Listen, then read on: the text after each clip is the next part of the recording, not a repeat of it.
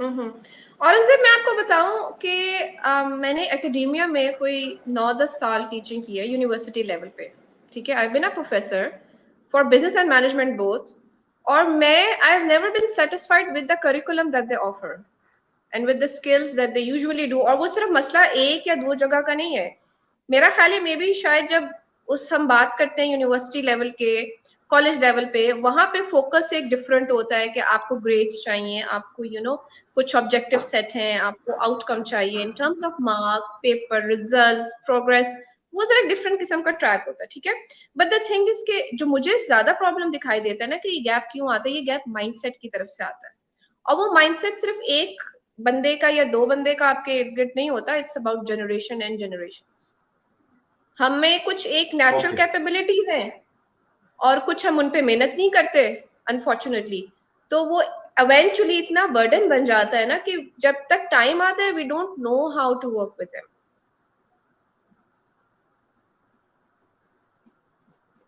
बिल्कुल ठीक है।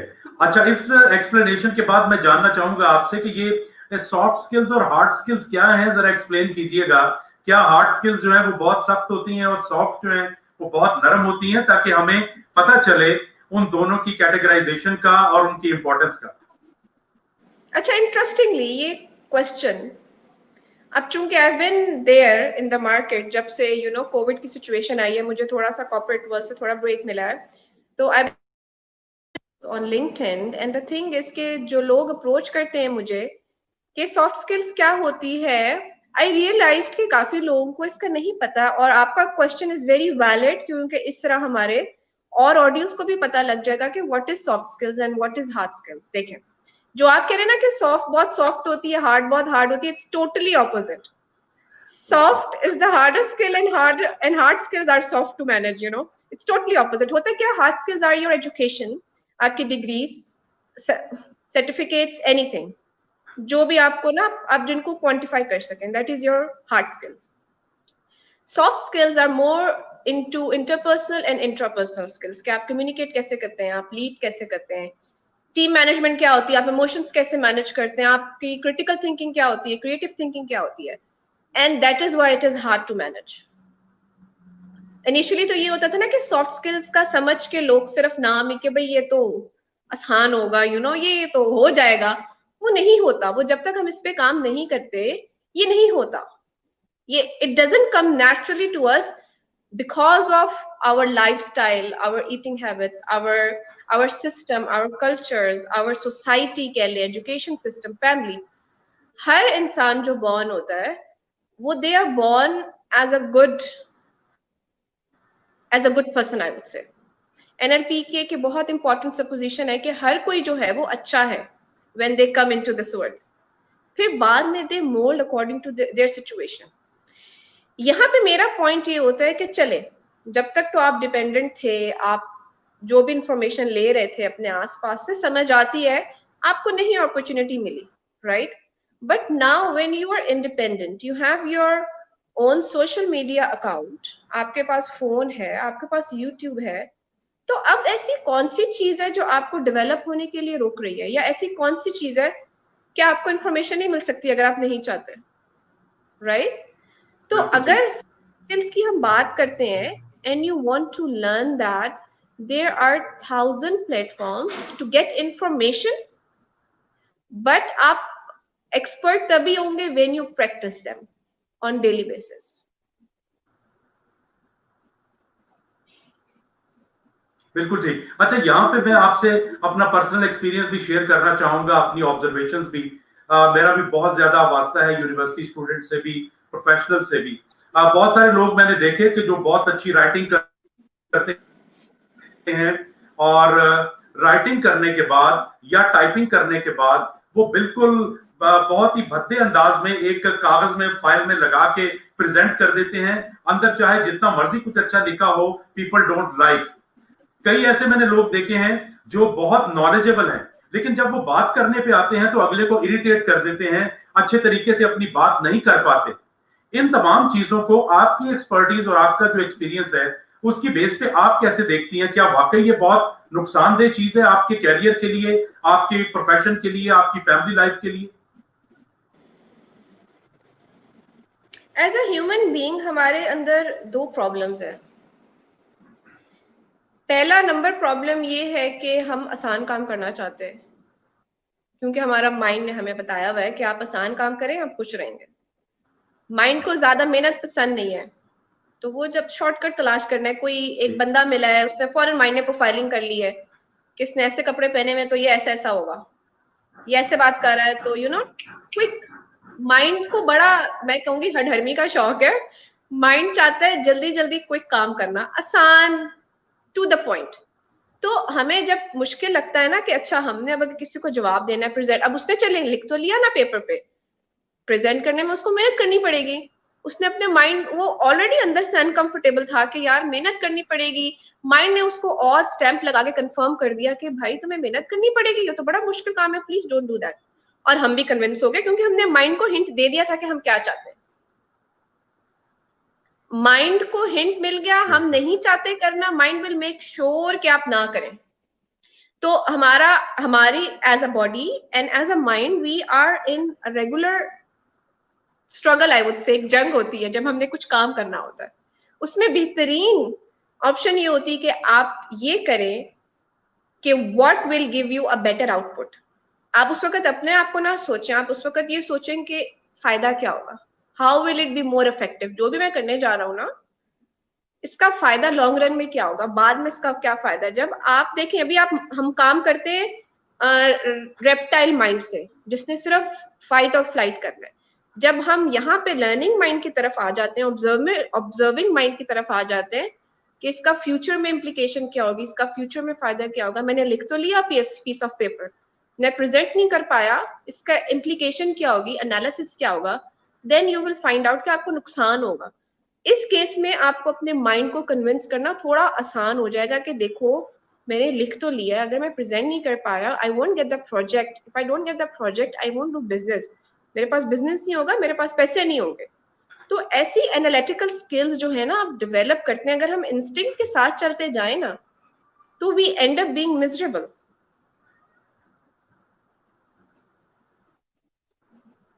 ओके, अच्छा आपने अब माइंड की बात कर ही दी है, तो मैं इस मौके से फायदा उठाना चाहता हूं और मैं बात करना चाहता हूं आपसे माइंड के हवाले से। बहुत हम प्रैक्टिकल बातें करेंगे, आप भी जैसे एनालिसिस कर रही हैं। बहुत सारे लोग जब काम कर रहे होते हैं तो उनका माइंड कहीं और होता है, बॉडी कहीं और होती है, उनके एफर्ट्स कहीं और होते हैं, आपस में सिंक्रोनाइजेशन नहीं होती, जिसकी वजह से उनकी परफॉर्मेंस बहुत लो हो जाती है। इसको आप कैसे एनालाइज करती हैं और क्या मशवरा देना चाहेंगी आप कि जब भी कोई काम किया जाए, किसी से बात की जाए, तो माइंड को बॉडी के साथ कैसे अलाइन करें? सबसे क्विक काम जो आप कर सकते हैं वो आप इंटेंशनली फोकस करें। क्योंकि होता क्या है कि जब कोई बात कर रहा है ना, हमारी जो थिंकिंग पावर है 70% more than our listening power. मतलब मैं आपसे 4 वर्ड बोलूंगी, आप पूरा माइंड में एक एनालिसिस उन 4 वर्ड में कर सकते हैं, क्योंकि हमारी listening is 70% less than our thinking, right. तो होता क्या है कि हमने इस बात को रियलाइज करके ना कि ये दोनों मशीन डिफरेंटली चीजें प्रोसेस करनी है, we have to align them. तो अगर हम सुनते हुए कहीं भटक रहे हैं ना, it's not a problem, this is natural. The thing is कि आप वापस कैसे आएंगे। तो व्हेन नाउ यू नो कि आप सुन ज्यादा सकते हैं, आप नाउ यू नो कि ये 70% का मसला है, तो next time you will be more mindful कि अच्छा भाई ठीक है, ये मैं नहीं सुन पा रहा, इसका मतलब ये नहीं है कि मैं चाहता नहीं हूँ या मैं चाहती नहीं हूँ या मैं इंटरेस्टेड नहीं हूँ। This is just different frequency. तो next time intentionally what you will do is you will try to meet them. आप कहेंगे अच्छा चले सोचते मैं बाद में सकता हूँ ना, इस वक्त सुन लूँ तो it's better, so I can take my notes, I can do my homework later। आपकी जो माइंड की मशीन है ना, it hardly sleeps। इवन आप सो रहे होते हैं बट आपकी माइंड चल रही होती है, उसको मेरे ख्याल है दिन में हार्डली 20 मिनट चाहिए होते हैं रेस्ट के। वो सारा दिन मशीन चल रही होती है, वो बेचारी हमने अब्यूज भी कर दी है यूज कर करके। एंड द थिंग इज कि we are not getting the point कि this is our strength and this can be our weakness if it's not used properly. और एक और चीज जो आप बात करें ना, हम अगला पीपल सफर आर, तय करते हैं। जी जी, एक और हिंट ये हो सकता है कि अगर आपका इंटरेस्ट नहीं है किसी चीज में, मतलब दिल से भी नहीं है, maybe that thing is not meant for you. तो if something you are struggling with a lot, मतलब मैं आपको एक छोटी सी एग्जांपल दूं। I have a teenager kid और उसने मतलब obviously I'm into mind sciences, I'm into behavior sciences. उसने कोर्स शुरू किया साइकोलॉजी का कि अच्छा मामा I want to learn more. मैंने कहा okay go ahead, but the thing is कि she took like 2 weeks to finish one chapter. I told her, मैंने कहा देखो इतना अगर इतनी struggle है ना इसमें तो it means you're not interested in it, and then when if you're not interested in it, why would you waste time on this? उसको मैंने कहा कि अपनी ऐसा टॉपिक पकड़ो कि जिसकी तरफ दिल खुद ही खिंचे तुम्हारा. She picked food and nutrition, and I'll tell you she is now ahead in that course क्योंकि that was something she felt excited for. तो अगर वाकई आपको बहुत मेहनत करनी पड़ रही है कुछ करने में तो maybe that is not your calling, maybe that is not what you're supposed to do. So looking into other options will be a good idea. That's great. अभी माइंड से हम आगे चलते हैं इमोशंस की तरफ. आपका तो चूंकि ये फील्ड है, आपने बहुत ज्यादा इसको एक्सपीरियंस किया होगा. मैं भी इसको बहुत ज्यादा ऑब्जर्व करता हूं. Majority of the people don't have control on their emotions, और उसके बाद वो गलत जगह पे, गलत मौके पे, गलत लोगों के सामने अपने इमोशंस को एक्सप्रेस कर देते हैं और ज्यादातर नुकसान उठाते हैं. एक तो इस पे आप अपनी एक्सपर्ट ओपिनियन दीजिए, और दूसरा बहुत ज्यादा ये वर्कशॉप्स चल गई हैं, मोटिवेशनल स्पीकर्स आ गए हैं, control your fears, control your anger, finish your stress. उन्होंने इन तमाम इमोशंस को जो नेगेटिव कहलाए जाते हैं सप्रेस करना शुरू कर दिया है. इसके बारे में आपकी क्या राय है? I would say that I'm against these quotes and talks, but the thing is कि ये सिर्फ एक पैचवर्क है. ये सिर्फ टेम्पररी एक अराउजल कह लें, एड्रेनल है. These motivational quote cannot fix what is broken for years and years. तो अभी funny enough कि we were watching something or it was funny at home and there was a dialogue going on in a series के एक person दूसरे person से कह रहा था don't be sad, don't feel upset. मेरे मुंह से एकदम से निकला, मैंने कहा अगर इतने आराम से मसले हल होते तो मतलब फिर तो हर कोई खुशी होता है. It's not like that कि मैं आपसे कह दूं कि जी आप खुश हो जाएं. You will be like चलें जी लाइफ बन गई है, मैं खुश हो गया, कमाल. It's not like this. ये नहीं होता ऐसे. मतलब ठीक है, you know, आप 15 मिनट की टॉक सुन के you feel good, but that is very temporary. That's a patchwork. उसको पेवनकारी कह ले, patchwork कह ले. It's not an actual solution to the problem that you are going through. And the another problem is कि आपका जो problem है ना वो सिर्फ आप ही समझ सकते हैं. Nobody else can understand you being you in that situation. तो जब आपके पास if you are going through a problem, like मेरा ख्याल है अगर आप सिर्फ इस पे कुछ महीने काम कर लेना, you can do wonders with it. Identify what is actually bothering you inside. हमारा मसला ये है कि एक होती है child healing, it's a science, लोग इस पे काम करते हैं. इसको आप कह लें कि it's like something inside you which you have taken from your childhood and it's not easy to let go, and rightly so, because हमने कभी काम ही नहीं किया. हमारा inner child has been damaged by whatsoever factors. हमारे parents की बातें, हमारे सिबलिंग्स की बातें, सोसाइटी की बातें, लोगों की बातें, टीवी से हमने जो लिया, फ्रेंड्स ने जिस तरह हमें ट्रीट किया, whatsoever, our inner child has been hurt for quite a long time. हम फिजिकली तो बड़े हो जाते हैं बट अंदर स्टिल हमारे कुछ हॉलो सेक्शन होते हैं, दे आर वेरी वर्नरेबल. लोगों को नहीं पसंद कि वो शो किए जाएं and it's absolutely okay, but you have to be mindful कि वो जो एक इनर चाइल्ड परेशान है, गुस्से में है, दुखी है, वो और लोगों को तो नहीं दुखी कर रहा उसी सफर में. मतलब एक तो इंग्लिश वाला सफर है ना कि वो अंदर भी कर रहा है और बाहर भी कर रहा है, उर्दू वाला सफर है कि वो चाइल्डहुड से लेके वो जख्म चल रहे हैं and we are unable to do anything about it, which is very sad. तो ठीक है, आप सुने, बिल्कुल मोटिवेशन टॉक सुने, ठीक है, आप वो कोट सुने, बट अंडरस्टैंड कि ये सिर्फ टेम्पररी आपको एक बैंडेज लगा देगा फॉर अ टाइम भी. अगर आपको परमानेंट इसका सोल्यूशन चाहिए तो you have to work through your pain. You have to understand कि उसका बैकग्राउंड क्या है, वो कहाँ से आ रही है, वो कैसे आपको बॉदर करती है, and then you have to understand कि कौन से पॉइंट्स पे आप ट्रिगर होते हैं। अगला ऐसा कौन सा एक्शन करता है कि जिसपे एकदम से you just lose it. The thing is कि ये जो एक कनेक्शन है ना जिसमें आप तंग होते हैं, ये आपको आपके बारे में बताने की कुछ कोशिश कर रहा होता है। Subconscious is telling you something कि something needs to be fixed. अब वो again it depends case to case. अगर आप बात करे थे इमोशंस की, तो मुझे ये बताएं, हमें किस स्कूल ऑफ थॉट में ये पढ़ाया या बताया गया है कि इमोशंस होते क्या और उनको मैनेज कैसे करना है। हमें दो लेवल पता है, एक आदमी है तो वो गुस्से में अच्छा लगता है, औरत है तो उसको गुस्सा नहीं करना चाहिए। ये दो लेबल लगे हुए हैं फॉर लॉन्ग, वो रोती हुई अच्छी लगती, and we are just living through those emotions for our life.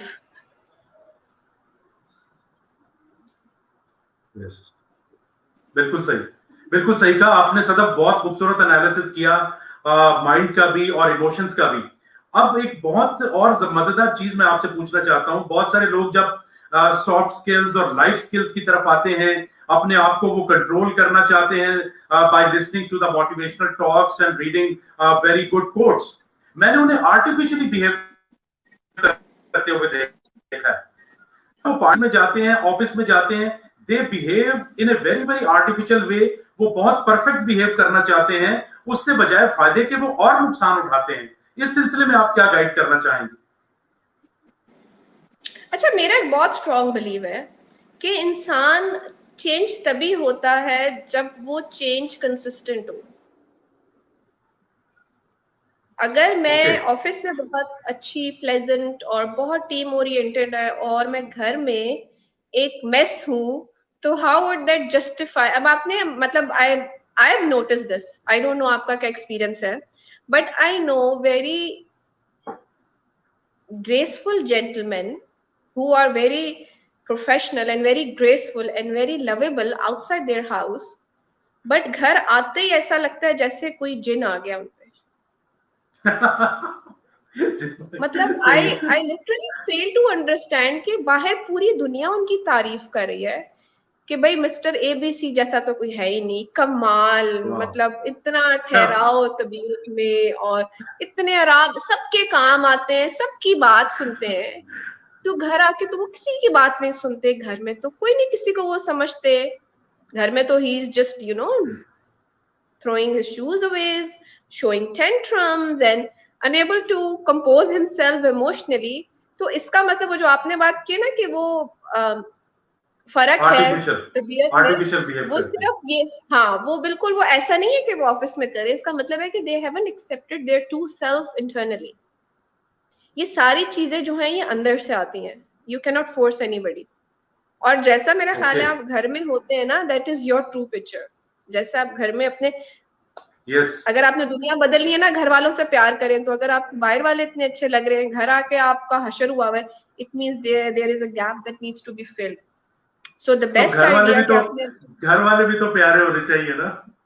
बिल्कुल, वहां भी प्रैक्टिस होनी चाहिए ना। इतनी देखिए ना, घर वाले जितने चैलेंज करते हैं ना, मेरा ख्याल है हमें इमोशनली चैलेंज करते हैं, that's the best place to practise yourself. घर वाले जितना हमें इमोशनली चैलेंज करते हैं, घर वाले जितना हमें different time पे trigger करते हैं, I think that is the time that we can understand what's going on inside and outside. That is the time to practice. And then जब वो हमारी घर में एक दफा practice हो जाएगी ना, फिर बाहर हमें मेहनत नहीं करनी पड़ेगी। बिल्कुल सही। We don't have to fake as well. Then that will be something very natural to us. Yes, very right. अच्छा, अभी हमने माइंड को भी देख लिया, इमोशंस को भी देख लिया, आपने आर्टिफिशियल बिहेवियर की भी बात कर दी। ये सारी बातें कंक्लूड हो रही हैं जो आपने आखिर में जुमला कहा कि जब तक आप खुद से अपने आप को ट्रांसफॉर्म नहीं करेंगे, आपको आर्टिफिशियल रहना पड़ेगा या आप एबनॉर्मल बिहेव करेंगे। तो किस तरीके से किसी भी इंसान में ये एहसास पैदा हो कि वो अपने आप को बदलने की कोशिश करे? क्योंकि आजकल तो हर तरफ ये शोर है कि दुनिया को बदल लो, दुनिया को पढ़ाओ, दुनिया को सिखाओ, अपने आप को कोई चेंज नहीं कर रहा है। True, agreed. और पता है वो क्यों नहीं करे? क्योंकि वो मुश्किल काम है जी। अगले को बताना कि तुम गलत हो बहुत आसान है, बट अपने आप को ये बताना कि भाई मैं भी गलत हो सकता हूँ या हो सकती हूँ, and there is something I can do, is a difficult task. It's not easy. That's why we avoid it और हम औरों को ठीक करने में लगे रहते हैं. अच्छा, यहाँ पे एक और औरंगजेब एक बहुत important point है which we need to understand and we have to talk about it. That is age. Age or aging? Ageing, या अब मैं वो क्या कहेंगे, एक बड़ा पंजाबी का टर्म है बुढ़े वेले, तो सभी अच्छे हो ही जाते हैं, इमोशनली काम डाउन भी हो जाते हैं, रिलैक्स भी हो जाते हैं, गुस्सा भी ठंडा हो जाता है एज के साथ साथ. But what do you do when you are actually young, you know, when you are full of life, how do you treat other people at that time. तो जैसे इंसान एज करता है ना, उसको अपनी समझ आती है, ठीक है, कुछ इमोशनली वो इतना थक चुका होता है with that all bombardment in a young life कि कुछ चीजें ना ऑटोमेटिकली ठीक होना शुरू हो जाती है. बट मेरा ख्याल है इट्स टू लेट. जब हम 45-50 के बाद when we are calm down and we are like a gentleman, isn't it too late कि हमारे पास 10-15 साल थे कि हम जब दुनिया एक बेहतर दुनिया अपने लिए और औरों के लिए बना सकते थे. तो मेरा ख्याल है एजिंग के साथ आपको सारी interpersonal skills तो आ ही जाती हैं, because you're honestly not doing anything. कुछ आप करेक्ट नहीं करने की कोशिश कर रहे, कुछ आप एग्रेसिव बिहेवियर नहीं शो कर रहे, यू आर नॉट. वैसे कुछ लोग करते भी हैं ओल्ड एज में, स्टिल जाके बहस करते हैं, बट वो टोन थोड़ी सी कम हो जाती है एज अ परसेंटेज. एज करते हुए मैं एक बुक पढ़ी थी, उसका नाम है व्हेन. व्हाई तो हमें पता है लाइफ में बड़ा इंपॉर्टेंट है, व्हाट भी पता लग जाता है. The book is all about when. And that book is so fascinating कि हर एज के साथ उन्होंने रिसर्च करके बताया हुआ है कि इंसान के एज स्पेन में अप्स एंड डाउन्स इमोशनल, और कब उसके बहुत ज्यादा फ्रेंड्स होते हैं, कब वो लोनली रहना पसंद करता है, और किस फेज में क्या सीख रहा होता है. तो ये when is a very important part of anybody's life. तो अगर आपको ये पता लग जाए ना कि अगर आप आज बहुत एग्रेसिव है, for example you are 30 years old and you are very aggressive, ठीक है, अगर आपको ये अकल, आपको इमोशंस मैनेज करने की 50 साल में आती है by time, because ageing is a process itself, understand कि you might have missed few opportunities 10 साल की जो अदरवाइज आप एंजॉय कर पाते हैं. मे बी कुछ लोग आपके पास नहीं आ सके बिकॉज ऑफ योर टेम्परामेंट और because of your emotional baggages that you are carrying. Maybe आपने घर में रिलेशन अपने खराब कर लिए हैं. यहाँ पे मुझे एक और क्वेश्चन आता है माइंड में, I ask this a lot. You might have seen कि कई दफा हमारी सोसाइटी में इतना नहीं है, बट वेस्ट में, because now here we deal with all sort of people, it's a very diverse place Dubai. I have seen कि लोगों की पहली शादी कामयाब नहीं होती, बट दूसरी शादी कामयाब हो जाती है जी. द क्वेश्चन इज दैट कि वो दूसरा बंदा कंपैटिबिलिटी का मिला है या हमने भी अपने आप को चेंज किया. मेरा ख्याल है वो पहले बंदे ने भी अपने आप को थोड़ा सा बाय टाइम चेंज किया होता है, या वो एक ऑटोमेटिक एजिंग के साथ वो चेंज आ जाता है, राइट. तो अगर वो क्या कहते हैं, नया पुल बनाने से पहले अगर पुराना पुल जो थोड़ा सा टूटा हुआ है उसी को जोड़ लें, would it be easier?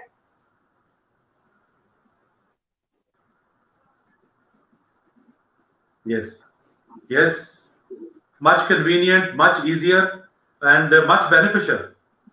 Exactly. उसमें आपने अपने आप को थोड़ा सा बदलना है, थोड़ा सा. अच्छा, अब कमाल ये है कि अगर हमने किसी को बदलना है ना, उसके लिए पहले हमें अपने आप को बदलना पड़ता है.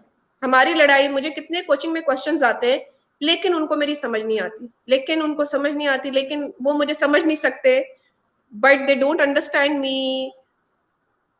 मतलब it's all about them. No, it's not about them. आप उनको प्रूव करें कि देखिए आपने लाइफ स्किल्स में ये कुछ चीजें अडॉप्ट की हैं, ठीक है, and then be an inspiration, ताकि वो देखें कि अच्छा, wow, it's working for them. ठीक है, अब देखिए आप क्या होते हैं, हमारी इंक्लिनेशन क्या होती है. लिंक्डइन की बात करते हैं हम, सेल्स एंड जॉब्स की कितना is a hot topic, right. Sales बढ़ा लें या जॉब मिल जाए जी, it sells like a hot cross bun, right. मुझे क्वेश्चन ये होता है, मुझे एक reflection question which I usually throw to my clients is that what about the foundation of that sales, what about the foundation of that job that you're looking for. Yes, वो foundation तो आपकी सारी interpersonal skills है ना, और interpersonal skills से पहले कि आपने औरों से कैसे डील करना है, उससे ज्यादा जरूरी ये है कि आप अपने आप से कैसे डील करते हैं. your inside is more important. अपने आप से कैसे डील करते हैं? Yeah. उसके बाद how you deal with yourself. elaborate कीजिए please. How do you talk to yourself? What do you think about yourself? How do you deal yourself? Is, I think, the crux of all the jobs out there, all the sales leads out there, all the success out there.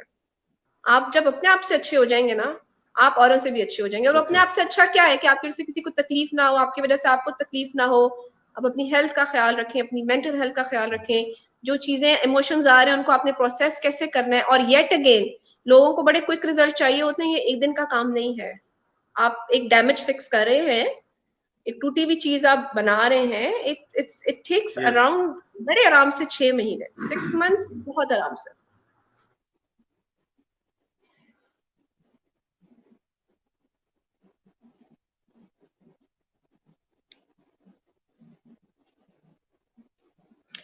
Aurangzeb, mic, I can't hear you.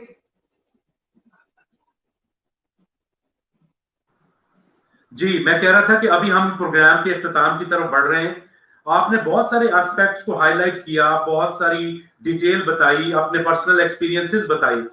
अभी अगर हम इसको conclude करें और as an expert आपसे जानना चाहें, from where to start ये पर्सनल डेवलपमेंट का, सक्सेसफुल लाइफ का, सॉफ्ट स्किल्स का सफर शुरू कहां से करें और फिर कैसे चले आगे? देखिए, मेरी पहली तो ऑप्शन ये होगी कि जैसे आप इन्वेस्ट करते हैं ना अपने कपड़ों में, अपनी जिम की मेंबरशिप में, जैसे सब लोग इन्वेस्ट करते हैं कि मैं अच्छा पहनूं, मैं अच्छा खाऊं, मैं अच्छी वेकेशन मनाऊं, जिम में जाऊं, इसी तरह your inside job, your mental, your mindset, your all the skills is an investment in you. इसको आप एज अ खर्चा ना लें, ये इन्वेस्टमेंट आप अपने ऊपर करें, which is more important then that luxurious holiday or that branded dress, I would say.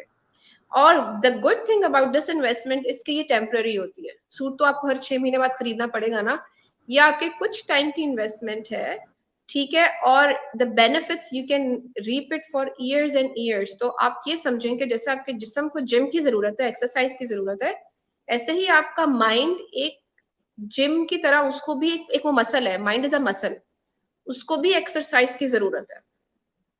तो नो मैटर आप कितनी किताबें पढ़ लें, नो मैटर आप कितने वीडियोस देख लें, if you are not practising it, if it's not part of your life, it's of no use. और ये सारे जो हैं they are very good, but understand कि ये आपको टेम्पररी एक एड्रेनल रश तो दे सकते हैं, but is it really helping you change? Are you actually practising it in your daily life? और कुछ भी आपने अच्छा प्रैक्टिस करना है ना, start it from your home. क्योंकि जिस तरह घर वाले या फैमिली आपको इमोशनली चैलेंज करती है, कोई भी दुनिया का बाहर का बंदा आपको वैसे इमोशनली चैलेंज नहीं कर सकता. Start loving people you live with, be kind with them, be generous with them. उनको समझने की कोशिश करें, अपने आप को समझने की कोशिश करें. जब यहाँ पे प्रैक्टिस हो जाएगी तो आई कैन गारंटी यू कि बाहर आपका डिफरेंस ऑटोमेटिकली नजर आएगा. एंड देन जब लोग कहेंगे ना कि ये बड़ा नेक इंसान है, then it will make sense कि यू आर, मतलब आप दोनों साइड पे आप एक की तरह के हैं. You don't have to fake it. और देखिए, सॉफ्ट स्किल्स में आपको एक और बहुत इंपॉर्टेंट बात बता दूं. एक बहुत मिसकंसेप्शन है कि it's all about being good, being good. No, it's not about all being good. It's about to keep a balance. आपके पास असर्टिवनेस एक टूल होता है. You will be surprised if you will see how I talk to some people on LinkedIn which are trying to cross their boundaries, और जिनको बात, I am aggressive at times, right? So ये वो soft skill ही आपको देता है tool के आपने डिसाइड करना होता है, being evaluating your priorities and other people and putting it on a single win-win situation. तो सॉफ्ट doesn't mean कि आप हमेशा बहुत अच्छे हैं. ये स्किल्स आपको ये बताती हैं कि हाउ यू विल एडजस्ट, कि how you will adjust according to the situation and according to the person. अब ठीक है, I can talk about soft skills for hours, but एक ये misconception कि ये सब बहुत अच्छा है soft skills, no, that's not true. Number one, it's very hard. Number two, it gives you a balance. Assertiveness is a very good tool. आपने हर वक्त अच्छा नहीं होना, आप टाइम पे बुरा बने. मतलब जब वाकई you have tried everything, you have been kind, you have done your best. आपने कब दूसरी एलिमेंट में जाना है, दैट्स द टाइम। हमारा प्रॉब्लम ये है कि हम शुरू ही उस नेगेटिविटी के साथ करते हैं। yes. बिल्कुल सही फरमाया आपने। और अब मैं चाहूंगा कि प्रोग्राम के इख्तिताम पे थोड़ा सा आप जो प्रोफेशनल एक्सपर्टीज या सर्विसेज ऑफर करती हैं for life coaching, for soft skills, वो अगर आप व्यूअर्स को बताना चाहें तो यू। श्योर। सून मेरी बुक इस वक्त पब्लिशिंग के एंड पर है। Most probably within 4-5 months it will be out in the market. It will come with my website, which will be a more formal structure to approach me. Is waqt I'm working with as a freelancer with many companies here in UAE and in Pakistan. So my services are mostly on corporate training and mindset coaching. और ये दोनों ऐसी चीजें हैं जिसमें मेरा ख्याल है कि training is much needed, because the thing is कि ये चीजें हम फॉर ग्रांटेड लेते हैं। And another problem is कि इन skills के अलावा success भी नहीं है। Success doesn't come as naturally if you don't work on these skills. So I usually do mindset coaching and corporate training. Yeah. और मेरा जो social media which I'm most active on is LinkedIn. So if anybody wants to approach me through LinkedIn, I'll be more than happy. Facebook, I'm not very active honestly, but LinkedIn, yeah, वहाँ से any questions, any query, I'll be more than happy to answer.